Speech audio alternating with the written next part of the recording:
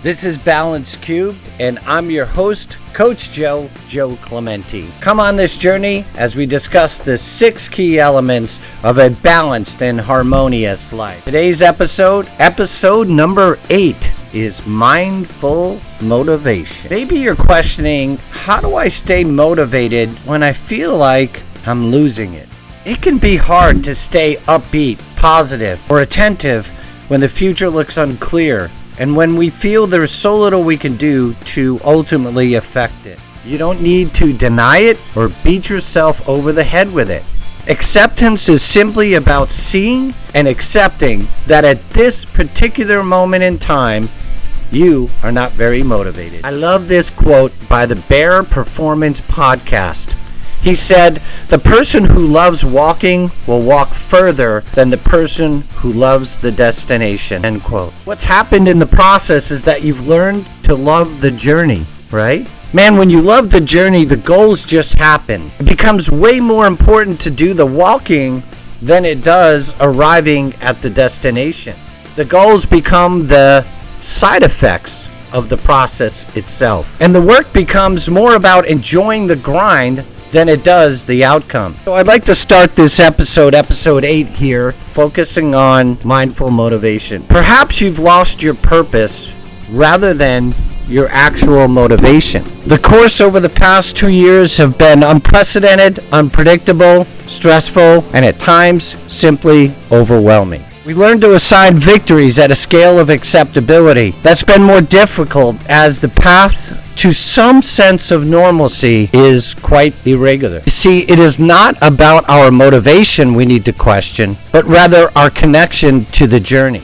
Brendon Burchard says, quote, "The power plant does not have energy, it creates energy." End quote. It's all together by connecting what a renowned neuroscientist, Dr. Andrew Huberman, said, that our nervous system is responsible for everything that happens. We're telling our immune system when to be active, to generating the natural chemical response. He defines this as 5 specific reactions: the sensation, turning into our perceptions, turning into our emotions and feelings we assign to those perceptions, creating thoughts, organizing that perception into our behaviors and actions voluntarily. So how do we pursue challenges to maintaining that motivation, that mindfulness that is assimilated with motivation? As usual, I have 5 guideposts or power tips that I'd like to share with you. Let's start with number 1, embracing the concept of a beginner's mind. This is a mindfulness strategy and practice that can be tough to apply day to day, but trying to approach tasks with a view of a beginner, even if you're more experienced than that, can lead to new ways of seeing new tasks that are often taken for granted. This can open up new concepts and experiences and adventures of transformation. All of that can greatly enhance our personal motivation. Tip number 2, assign rewards to the friction process, not just to the arrival of that destination. Our benefits are connected to the friction, not just the relevance of achievement.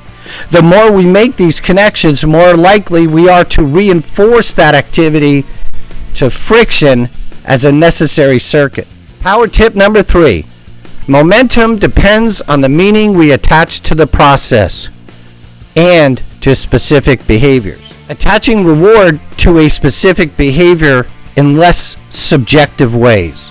Having a sense of achievement that the steps you're taking that are generally moving you in the direction you desire. The more we enjoy the walk, the more the connection we make to the journey that's required to lean into anything challenging over any duration.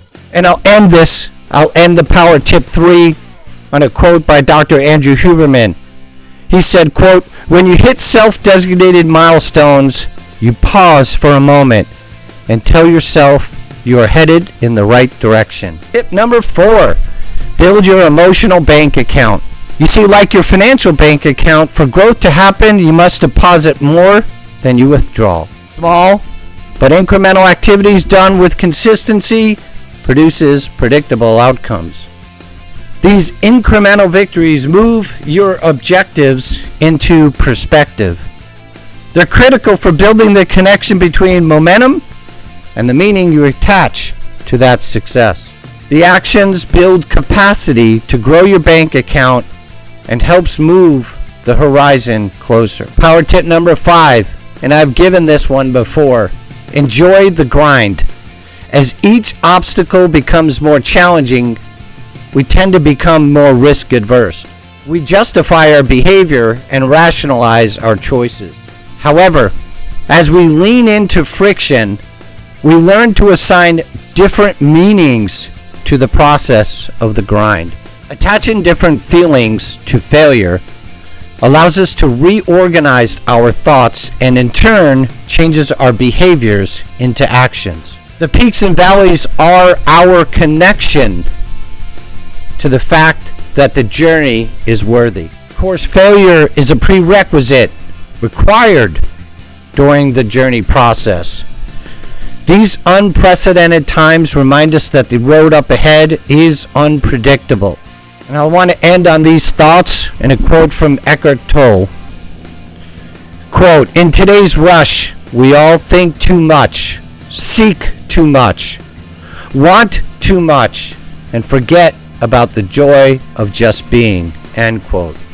Few of us are ever present in the current moment, living in a past that is either directing your actions in the now or redirecting your intentions for the future.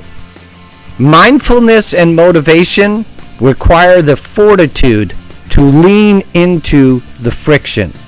Thank you for listening. We appreciate your time. Please download and rate our podcast. We can certainly grow this community with your help. This has been a Balance Cubed with your coach, Coach Joe. And remember, make it a great week.